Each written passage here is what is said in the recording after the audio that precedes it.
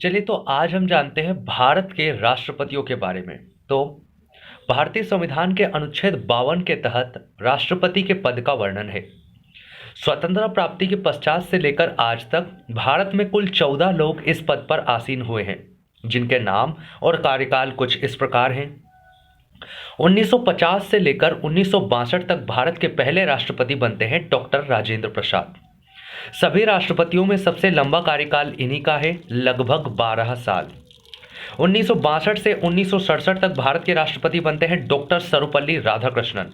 इन्हें दार्शनिक राजा या दार्शनिक शासक के रूप में भी जाना जाता है। 1967 से 1969 तक भारत के राष्ट्रपति रहते हैं डॉक्टर जाकिर हुसैन। ये भारत के पहले मुस्लिम राष्ट्रपति थे और पहले ऐसे राष्ट्रपति थे जिनकी कार्यकाल के दौरान मृत्यु हो गई, और सभी राष्ट्रपतियों में सबसे छोटा कार्यकाल इन्हीं का है, लगभग 2 साल। 1969 से 1974 तक भारत के राष्ट्रपति रहते हैं वीवी गिरी, यानी वारागिरी वेंकट गिरी। ये पहले और एकमात्र ऐसे राष्ट्रपति हैं जिनके चुनाव के दौरान दूसरे चरण की मतगणना करवानी पड़ गई थी। 1974 से 1977 तक भारत के राष्ट्रपति रहते हैं फखरुद्दीन अली अहमद। ये भारत के दूसरे मुस्लिम राष्ट्रपति और दूसरे ऐसे राष्ट्रपति हैं जिनकी कार्यकाल के दौरान मृत्यु हो गई। 1977 से 1982 तक भारत के राष्ट्रपति रहते हैं नीलम संजीव रेड्डी। ये पहले और एकमात्र ऐसे राष्ट्रपति हैं जो सर्वसम्मति से चुने गए।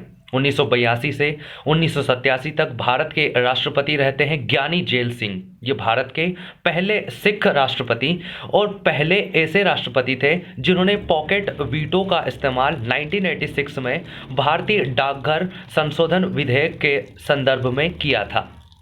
1987 से 1992 तक भारत के राष्ट्रपति रहते हैं रामास्वामी वेंकटरमन। 1992 से 1997 तक भारत के राष्ट्रपति रहते हैं शंकर दयाल शर्मा। 1997 से 2002 तक भारत के राष्ट्रपति रहते हैं के.आर. नारायणन। 2002 से 2007 तक भारत के राष्ट्रपति रहते हैं डॉक्टर ए.पी.जे. अब्दुल कलाम। 2007 से 2012 तक भारत की राष्ट्रपति रहती हैं प्रतिभा देवी सिंह पाटिल। यह भारत की पहली महिला राष्ट्रपति थी।